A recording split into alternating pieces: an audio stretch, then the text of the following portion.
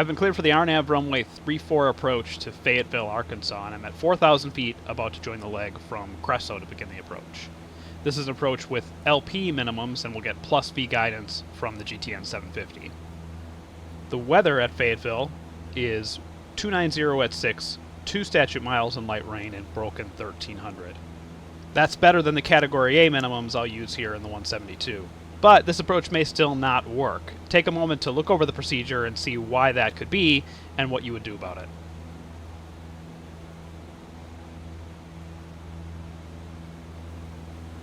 Alright, the issue here is that any time a visual descent point is a greater distance from the runway than the flight visibility, a normal, coupled, stabilized approach is not going to work.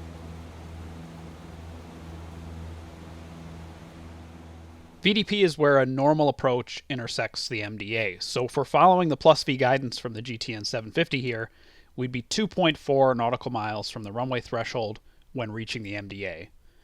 Which MDA? Usually it's the lowest one, but here there's an asterisk referring to this note, which says the VDP applies only to the LNAV version of the approach.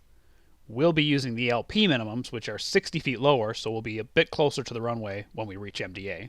A 3-degree glide path is 318 feet per nautical mile, and 60 divided by 318 is about 0.2, so we can effectively shift that VDP 0.2 of a mile closer to the runway. But visibility is only 2 statute miles, or 1.7 nautical miles, so if that's true, we're not going to see the runway here when we arrive at the MDA.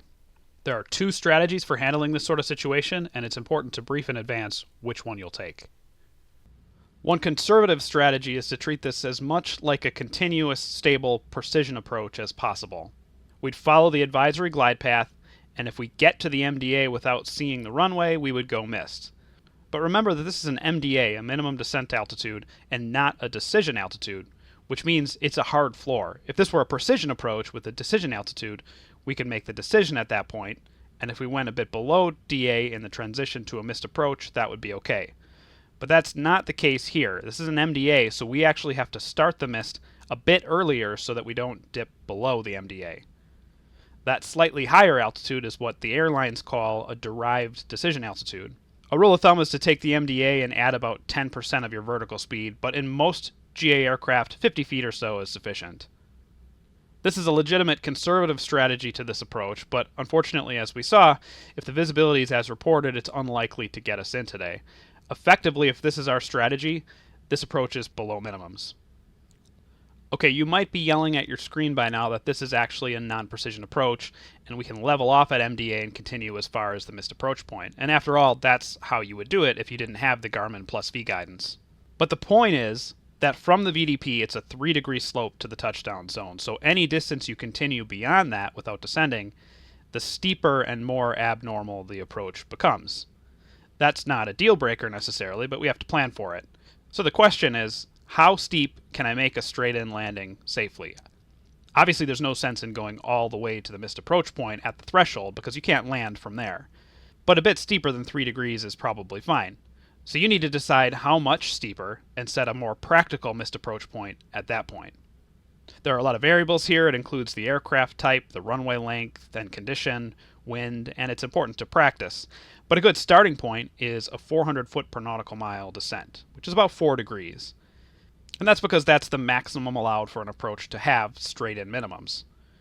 We could come in steeper in the 172, of course, or we could just land a bit further down the runway, but in low visibility conditions like this, I think it's best to keep things as normal as possible. So let's stick with a 4-degree descent, 400 feet per nautical mile, and make a practical missed approach point based on that.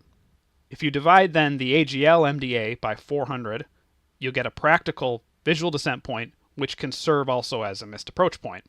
In this case, that's about 2.2 miles from the touchdown zone. The GPS will be indicating distance from the threshold and not the touchdown zone, and since they're about 0.2 of a mile apart, we can call it 2.0 nautical miles from the threshold. That's still a bit worse than the 2 statute miles visibility, but the extra half mile or so we'll fly does increase the odds of spotting the runway or the approach lights, which could make the difference here. I'm going to try the latter strategy here. I'm going to level off at the MDA and continue. If I get to a point 2 miles before the missed approach point in the GPS, I'll treat that as a missed approach point, power up and go around. Okay, we're just crossing Vimtsu at 4,000. We could descend to 3,100 here, but I can see that I'm below this advisory glide path. So what I'm going to do instead is stay at 4,000, engage approach mode, so that we pick up that glide path. It is unofficial and advisory only, so there's no guarantee that it hits the step downs, including the one at OpV and Genol. But it should. I'm going to monitor for that and just make sure that it does intervene if I need to. Of course, I could do more of a dive and drive style and descend to each of these minimum altitudes and get to MDA a little bit sooner potentially. But I like that the plus V puts me on a nice stable approach, and if I happen to see the runway, I'm in perfect position to land. It also makes that VDP more obvious because it's where the glide path intersects the MDA. Alright, we're coupled to the glide path now. There's sort of a sneaky bend in this approach at the final approach fix. In this case, my G5 HSI is going to automatically slew to the new course, and the autopilot is going to follow it, of course. But if I didn't have that, it would be easy to overlook this small turn at the final approach fix. Normally, upon coupling to the glide path, I would set the missed approach altitude in my altitude pre-select. In this case, because I am actually planning to level off at MDA, I'm going to set the next increment above MDA, so 2200.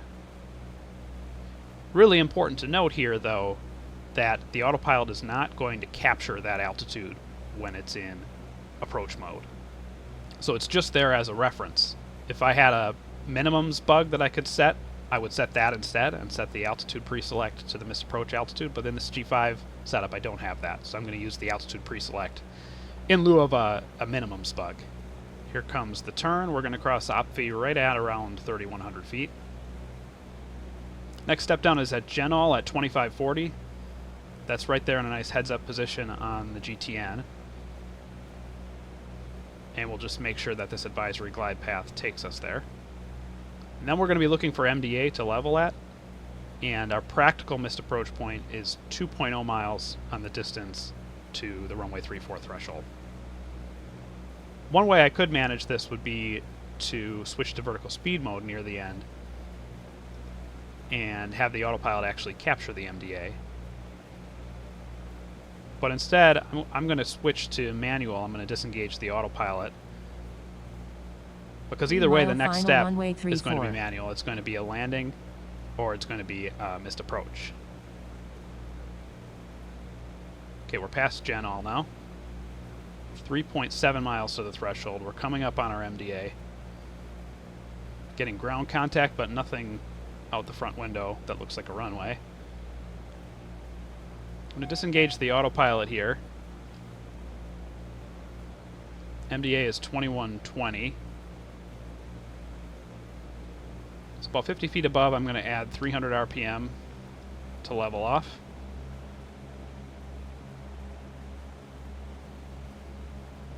And I'm going to go until reaching 2 miles.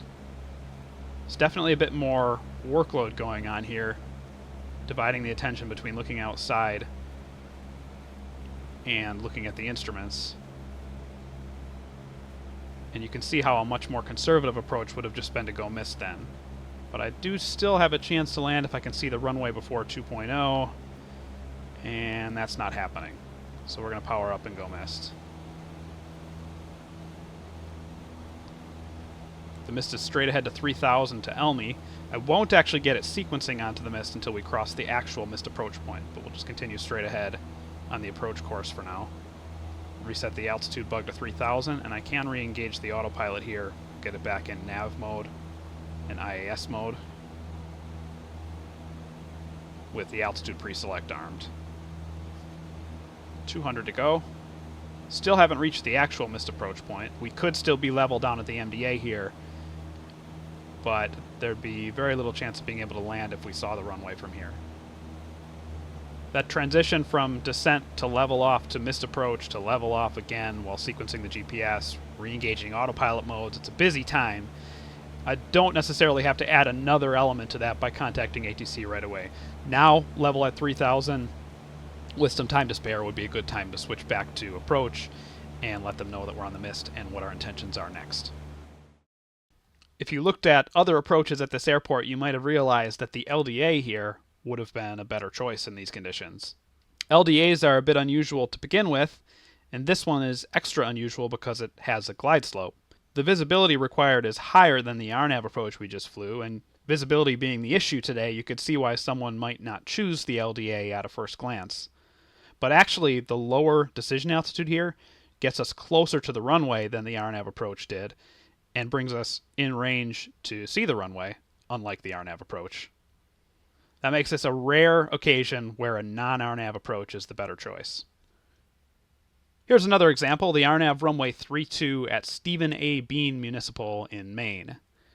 This one doesn't have a VDP published, which is often the case on non-precision approaches, and it may be because the visual segment isn't clear of obstacles. In fact, the not authorized at night note would seem to confirm that, so use caution here. But when there's not a VDP, you can divide the MDA by 300 to estimate where the VDP would be for a 3-degree slope. Here, that's about 2.5 miles from the touchdown zone. If you're going to use 400 feet per nautical mile instead, like we did on the last approach for a practical decision point, you could divide by 400 and it's a bit less than 2 miles. But both are well outside of the 1 statute mile minimum visibility, so practically speaking, if this approach is at minimums, you're not likely to get in. Another trap on this one is that your GPS will be measuring from the missed approach point at Poofy, which is half a mile before the runway threshold. And you can run into this problem on nearly any non-precision approach. It doesn't have to be one with high minimums. This one in Wapako, Wisconsin has pretty low minimums, but if the weather is at minimums and you simply follow the plus V guidance, that's not going to get you within 1 statute miles of the runway before you reach the MDA. You may be able to make that work anyway, but only if you're expecting it and you plan accordingly.